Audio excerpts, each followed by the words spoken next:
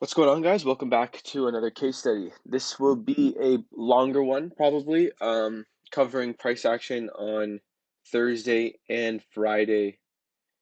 Where is it? Thursday and Friday. So October 5th and October 6th. I did just rewind price to just before New York Open on Thursday. I will be covering the long I took in this session, and then I'll be covering the long I took on NFP Friday after the news release happened. Just covering higher time frame, all the good stuff. So I think we've already talked about it, but I did add this indicator to my chart indicating weekly opens, closes, and then if you go into the minutes, you have all of the daily closes and opens, right? So 5 o'clock, which is my time, Eastern, 5 o'clock. So this indicates what the price action we got on Wednesday, and then Thursday, et cetera, et cetera. But yeah, so we can start off here on the 15-minute. Actually, we'll go to the hourly quick. Okay, so last week we had a nice run of this high to the upside, inducing buyers into the market, grabbing all that liquidity here, and then breaking down, pullback, and then continuation to the downside, finally trapping all the buyers at the lows. Now, right away, I had my eyes on this high as a future higher time frame target to be holding positions into. So I had this marked out. You can also see we are building liquidity in these areas over here. So we have a nice 1 hour imbalance right here. So also mark this out. Okay, so now that we have these two areas marked out, you can see we're moving bullish. Okay, now we'll hop into the 15-minute and break down the more intraday price action we got here. Cool. So Wednesday, sweeping this liquidity, okay, to the left. And then we have a move to the upside, respecting the highs. Okay, why do we respect the highs? Because we took the low. So sellers are going to get trapped up here. We get false reaction down, up, and now this is late New York, so we kind of consolidate the rest of the day. Then the following day opens up. Asia comes back up to the highs. Look how we're still respecting the highs, building lots of liquidity. All right. Cool. So now how can we get involved in this? Well, right away, what do I see? To the downside, if we want to be taking a buy position, that's our bias right now. So if we want to be taking a buy, we do want to see liquidity taken to the downside. So you can see how through London, we had a sell-off, taking Asia low, okay, and then we move bullish away. But we didn't take this liquidity here, right? Why do I mark this low? Well, you can see, if we look at this structurally, we have a high to low to high. So now on the pullback down, buyers are buying right here, anywhere above this low essentially, right? So grabbing this low here would be a nice clear on liquidity, especially now that we've respected it, right? This whole area here, we can mark this as like a buildup. Okay, so we're building all that liquidity. So it'd be nice to see price come down, take out that low. And then, yeah, we'll look for entries from there, right? So now, again, look how Asia's respected this high, engineered all this liquidity here for us. So we can actually, I'll even write this out that this is going to be engineered liquidity, and we can buy into it, all right? Okay, so we take out Asia high, but look what we do. We still stay above previous daily high. Or sorry, we still stay below previous daily high, which New York printed, okay? Still building a bunch of liquidity to the upside. We sell off. Now we stop below that low we had marked out here, okay? And look at the reaction we get right away.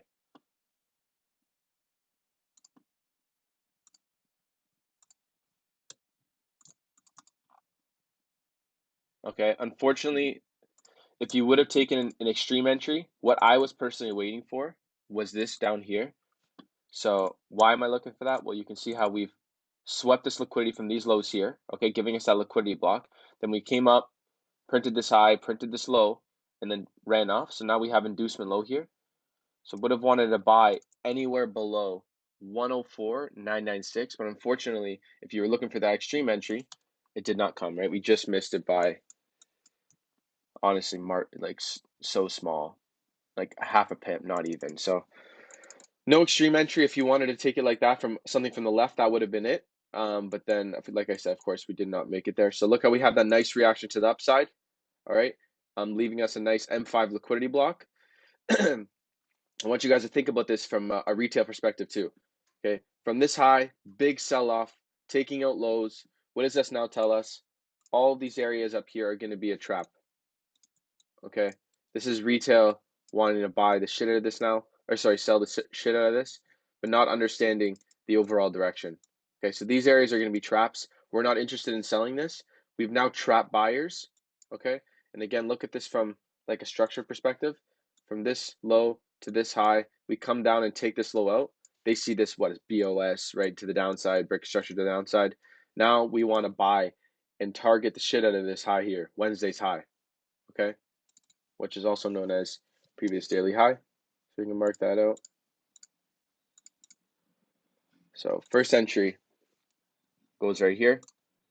Stop loss to the low is 6.8, so we'll go 7.5. And target. You have previous daily high as a target, and then we also have the area to the left that we had marked out to from the higher time frames, from that hourly time frame. So there is our target. Okay, now also, sorry, before we even play this even further, I want to mention the time. This is New York Open, right? So look how right at New York Open, we trap sellers here, okay? What this also does is any breakout traders grabs that liquidity, activates those buy stops, and then runs the other way, right at New York Open, okay? Then 40 minutes later, we take the lows and get a reaction up. We get tagged in our buys here. Okay, so timing-wise, we still haven't met 9 o'clock, aka like that trap hour where New York Stock Exchange opens up at 9:30. So when I took this trade, I actually mentioned in the Discord that I set alerts at this previous daily high for us to for me to take my profits and stuff, or just hop back on the computer. Why? It's because since it's 9 o'clock, what can happen is now we can consolidate for like at least an hour, right? We still have that 9 o'clock timing influence that like some sort of move can happen. So for example, we can run up, maybe have false reactions here, even have a pullback, and then maybe continue up because of that time, right? That timing was that confluence. We still had a lot more time left in New York session, right? So I set an alert at previous daily high, and that's it. You let the trade do its thing. So like we can actually see we false reactions at the high, inducing sellers. And here, what time is it? Still 9:30, so trap hour. Look how we've built, look at the liquidity that's being built to the upside now. Like this is just screaming longs, longs, longs. Don't be afraid when we get false reactions like this. Remember that the market does not work like this. We don't just respect highs and sell off. This is just inducing traders, playing with your emotions. That's all it's doing. You have to stay numb in times like this. And then we tag this high here, which could be a partial if you want. And then we still build. Look at the liquidity we're building, and I believe there is your second target there. Okay, so now with the knowledge of we just took this high, anything that respected this high, aka this low here, is now known as inducement low. So what does that tell me? You want to partial heavily, at least like 75%, 80% here, because of the following day, which is also known as NFP, we can come down and spike through all this price action, right? It's definitely possible. Let me get rid of all these drawings so we can go into the following day. Leave our buy position we took here.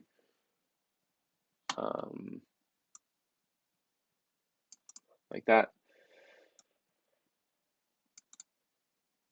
Okay, so there's that one buy, and this is on Thursday. Now we'll go on to Friday and discuss further price action here.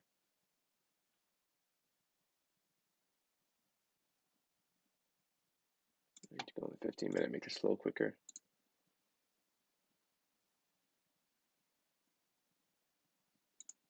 Oh, Jesus. Does that mean to do that?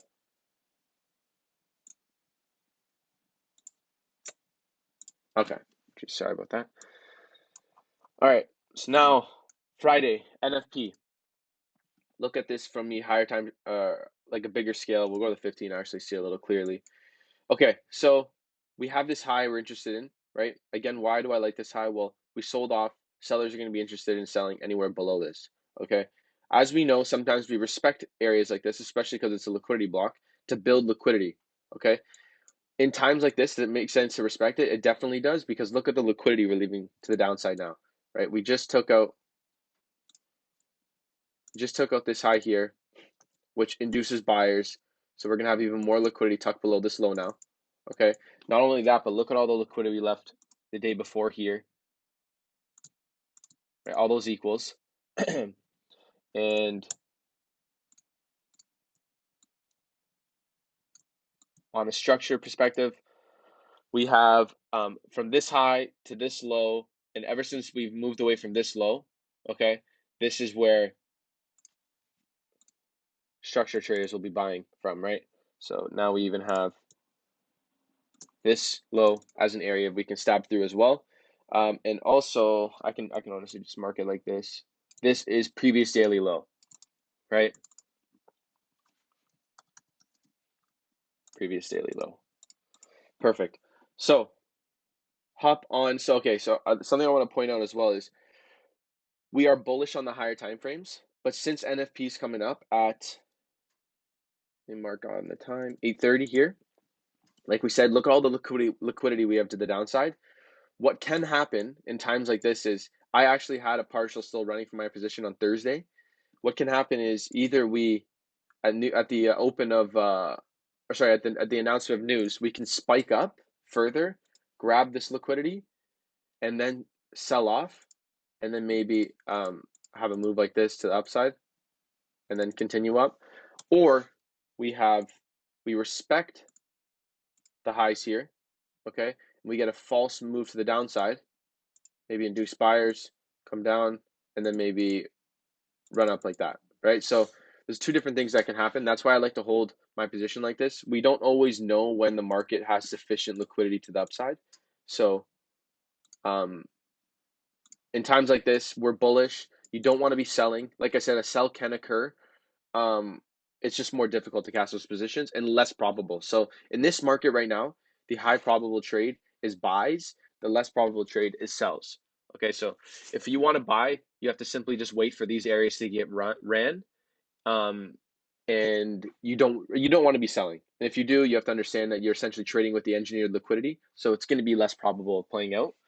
But just for the sake of this video, I will go break down the entry we had on Euro for NFP. So we take out this high here. We can see, what did Asia do? Well, Asia, move this over. Asia sold off, okay? And then we came back to the upside. After taking out this high, what does it do? It induces buyers. So buyers are going to be interested in buying the market now at this area here, okay? So this is, again, another confluence as to lots of liquidity tucked below this low. Continue on with price action here. Now, getting more zoomed in, price took this low, okay, which induces early sellers into the market. This is going to be a trap. Look how we've now came up, took that high out, trapped those sellers. Now keep an eye on this time, 8:30, right? Price is just waiting for that time now. We get a reaction to the downside, hop on the 1 minute, let's see what we can see here. Okay, so we have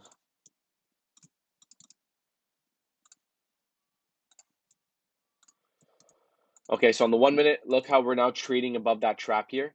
We come up, take out this high here, leaving us a liquidity block at the highs. Price comes down, sweeps this internal point, giving us another liquidity block, mitigating this one on the lower time frames. You wouldn't be able to see on M1. This is probably imbalances on the 30-second. There's just no need to go on the 30-second, so don't worry about that. But now we have another liquidity block here. Again, the logic behind the liquidity block essentially means there's no liquidity above this high, so why do we need to run it, right? 8:30 is coming, and look how we tap nicely into that liquidity block. Reaction to the downside, and boom, sell off. Okay, now where do we sell off to? Well, first we come to the low here. Structurally speaking, this is where buyers will be buying from. Trap those guys. Perfect. Hop into the 5-minute. Now, previous daily low is coming up here. Look how we respect it for a bit, induce buyers. Okay. Now, what we can look at this as a buildup. We sell off even further, taking out this low. Now trading within these areas here. And finally, we take out that low, trapping those buyers, right? Again, from this low to this high, people buying here, here, maybe somewhere in here, whatever it is. Lots of liquidity going to be tucked down below here. Okay, and that's exactly what we do. We hunt right for that low. And I'm pretty sure for an extra confluence, look how we have that imbalance right there. Okay, so remember, we're bullish on the higher time frames, overall direction. We just took a previous daily low. So what does that now tell me? We should run and take this high out now. Okay, so this whole move from A to B is false. Okay, and it's going to just induce sellers into the market. All these areas here are going to be traps. Okay, so how can we take an entry? Well, let's hop down to the 5-minute and see what's going on. We have a nice build up here, inducement high left here. Perfect. So no entry yet. Let's keep an eye on what happens. Okay, so this is what I was watching in live time. I saw that we spiked below this low and then came back to the upside, which now tells me we have a possible liquidity block, but we never got that closure yet. Now this candle comes in, we get that closure. Here is a liquidity block entry right at the tip of this candle with our stop below this low here, 104.88. Okay, 104.88 will go to 104.875. Perfect. And look how we identified this as an inducement high, so you can expect price to run up, false reaction, possibly tap us in, and boom. Okay, this is going to be a trap, this area here. Next candle comes in, tags us in, cool, right at the 5-minute liquidity block. And we are targeting this high, but not only this high, don't forget about our higher time frame area, this high up here. Okay, and I actually held full position here to this high. Super confident in this trade. Nice reaction to the upside. Take the high. Okay, gives us a pullback.